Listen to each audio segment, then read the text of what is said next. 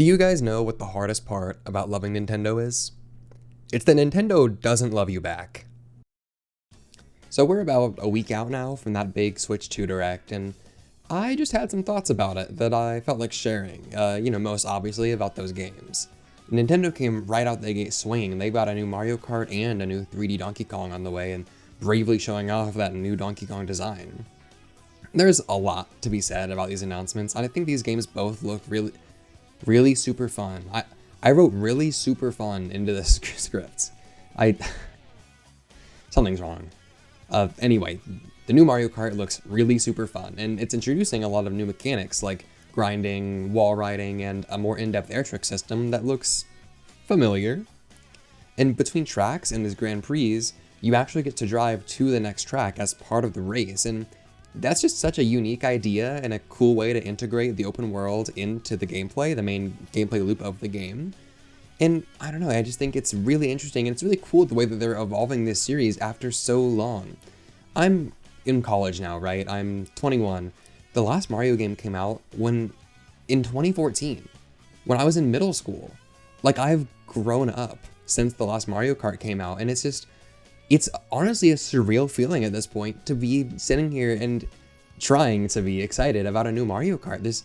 It's an insane feeling. It's super exciting, and it makes me really happy to see the series come back after so long, 11 full years of waiting for a new Mario Kart.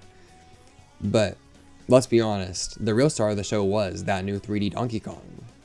I have been waiting for them to announce a new 3D Donkey Kong for literally years. Like, every Direct, every year since Mario Odyssey came out, I was convinced that this was the Direct they would finally announce that new Donkey Kong game. I would have even accepted a 2D Donkey Kong game. I just wanted more Donkey Kong. I love that monkey. But it never came. It took years and years. And this Direct, when I had finally given up hope, that's when Nintendo always strikes. That's when they get you. So they announced a new 3D Donkey Kong. And do you know how long it's been since the last 3D Donkey Kong game? It came out in 1999. That's 26 years. And do you know how long it's been since we had a good 3D Donkey Kong game? That's a trick question, because DK64 is the only one, and it sucks. I am hoping, though, and I think it will change that. I think that we're going to have a great game here. It seems to be taking a lot of cues from Mario Odyssey, which I have feelings about. Don't get me wrong, I like Mario Odyssey. It's got fantastic movement, it's super charming, it's got some great music.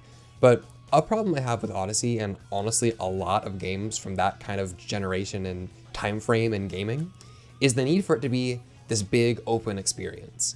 It's kind of more of a personal taste thing, but I prefer more linear tests of skill. Not that, I never enjoy an open world or an open area, but Mario Odyssey doesn't get to where I want it to. And again, it's got great movement, but if you can use that movement to easily bypass basically all of the platforming challenges in the game, most of it ends up being just running around doing little repetitive tasks for moons, and a much smaller portion of the game ends up being that part that I do like, those traditional Mario challenges. Now, to be clear, those parts of the game are still amazing, and as a whole, I do still think the game is very good, and I do like it. But because of that, it isn't a game that I went back and replayed, whereas other games like both Mario Galaxies and Mario 64, I've played plenty of times over, including 100%. We're not going to talk about Mario Sunshine. This whole pretty off-topic rant is to say that I'm just a little bit worried about DK Bonanza falling into a similar loop. Once again, the movement looks great, the game's super visually pleasing, the mechanics are really fun looking, but I don't want to have to burrow through every single piece of dirt in the entire level just because I can't be certain there's not a banana just through the next wall or right below me underground. Just like how I didn't want to kick every rock in Mario Odyssey to check for moons, or walk over the entire levels waiting for my controller to rumble just in case there's a moon there if I ground pound. I don't want to be this guy, is really what I'm saying. A simple radar or putting bananas on the map would fix this problem immediately, but I'm a little worried again because Odyssey didn't do that. But, this is important, but don't get mad, I think the game looks really fun. The destructive mechanics look super cool, and I am excited to try it out and just see where I can go and what I can do with it, And also, his new design is adorable. I mean, look at this ape, bro. How can you not love him? I will miss Rare DK though. I actually saw this tweet from the creator of the original Donkey Kong design, or not the original, the rare design. And he was talking about the original gorilla that the design was based on and how that gorilla's passed away. And it's sad. It really did make me sad. It's like saying goodbye to an old friend. You know, I love the new design, but it's hard to see the old guy go. I'm a Sonic fan, so I'm no stranger to redesigns, so I understand why people are upset by this. I know I still miss Sonic designs that haven't been around for 20 years. The major difference here, though, is that the new design is actually good. You know, he's incredibly charming. But those two games aren't the only things they had to offer. They did announce a new Hyrule Warriors game, which I haven't played one since the first Hyrule Warriors. It's not really my thing, but I know some people are super excited about that, so you know, good for you if you've got that. But the bigger thing is the game upgrades. Like Metroid Prime 4 is going to be at 4K 60, which is something that I don't think I ever would have expected Nintendo to give us in a million years. I would have put a lot of money on this console not running in 4K at all, much less 4K 60. So, you know, you win, Nintendo. I'll give you a point there. There are some other pretty big ones too, like the Zelda games. I know have some pretty interesting upgrades. Kirby and the Forgotten Land is basically getting a whole DLC expansion on Switch 2. The Pokemon games are getting free performance upgrades. And then obviously there's all the stuff from the Direct the week before, like a new Rhythm Heaven, which I could have cried when they announced that. So, you know, at that point, everything's looking up. And then Mario Kart was $80. And I know that's been talked to death now already, but this is, I think, the most expensive base game Nintendo has ever released. In fact, I can't think of any other game at all that I've seen in my life where just the game on its own is $80, and the new Donkey Kong is $70. So not as bad as 80, but similar games like Astro Bot are still coming out at $60, so it just doesn't sit well with me. And the whole announcement then just turned into this shit show. Everything seemed to be going wrong. The YouTube stream crashed in the middle of the stream, and while it was down, they fucking announced Silksong coming this year, another game I've been praying for years, since I finished Hollow Knight when it came out. The show ends, the prices get revealed, $450 console, $500 with Mario Kart. But you know, that seems like a steal when Mario Kart's $80 otherwise. I mean, you gotta think most people have a $400 PlayStation 5, the one without the disc drive. So the cheapest you can get here is more expensive than a lot of people's PlayStation 5s, which was already considered quite expensive, and it wouldn't even come with a game. And if you're from the United States like me, and as of today too, Canada, you don't get to pre-order it at all. You know, today I was on Twitter, I see, oh shit, people are ordering their Switches. I still can't, which, you know, it's not a big deal obviously, but it does kind of suck. And they confirmed recently as well that tariff pricing was not taken into account when giving the North American price for the Switch 2, so there's a really good chance I'm paying more than $500 for that console, so it bites, you know. Of course, then we also learned that the Switch 2 upgrades for a lot of these games, like Zelda and Kirby, are going to be paid, so $10 for Zelda, I believe $20 for Kirby. Or, don't worry, if you just want to get the Switch 2 version and you don't own the original, it's just an $80 game. Don't worry, right off the bat, these games are all pretty much $80 for Switch 2. And, you know, it's Nintendo. These prices aren't going down.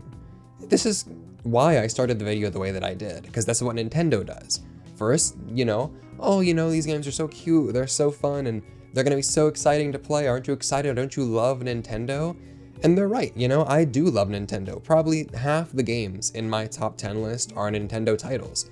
I've been playing these games since I was like 5. New Super Mario Bros. On the DS, the first game that I remember owning and beating.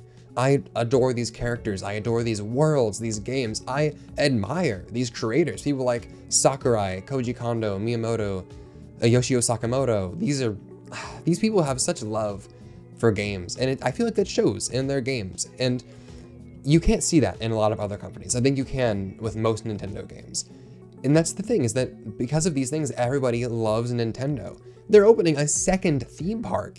Can you think of many companies in the world that can do that, much less video game companies? In fact, they're definitely the only video game company that could do that, and they know it. They know that people love Mario enough to spend $80 on Mario Kart, $70 on a new Zelda, definitely $80 for the next one. and they know that a parent looking to get a console for their kid is going to get a Nintendo, and they're gonna get Mario nearly every time. The only way that I see this turning around is if enough people stop buying these games, but that won't happen because the people love Nintendo too much. You're already seeing people online defending it or saying that they don't care about the prices or, oh, we're just all gonna buy it anyway. But on the other hand, you do see this massive movement of people in their live chats and in the comments of these videos just spamming them over and over again, drop the prices, and it kind of comes down to the average consumer. Will somebody outside the gaming scene, somebody that doesn't care about these directs, just feel this way too? Will they buy an $80 Mario Kart? Will they buy a $500 Switch? And honestly, no idea. I've got no clue. I'm in way too deep with this stuff, you know? I'm surprised when the average person doesn't know Rambi the Rhino by name. Either way, in gaming spaces, these points dominate conversation. I decided to ask a few friends who aren't as into it or as into Nintendo as I am to see where we are. All right, Manning, what are your thoughts on the Nintendo Switch 2? It's painful. The price, I killed the hype for everything. Regardless, I'm gonna still buy it. So, Ray, I wanted to know if you had any opinions on the Nintendo Switch 2. I'm gonna touch you. Okay. As much as they're gonna try justifying their pricing, they've already come out and said things like, oh, well, these games have durability over time and, they've got great depth of gameplay and that makes it more expensive. When my favorite ever game is $15 on Steam right now, Hollow Knight, it just doesn't work for me. Nintendo has been getting away with this shameless anti-consumer practice for years, and we let them get away with it because we love them too much. That being said, please buy Metroid Prime 4, I need it. The series can't go back into hibernation, please.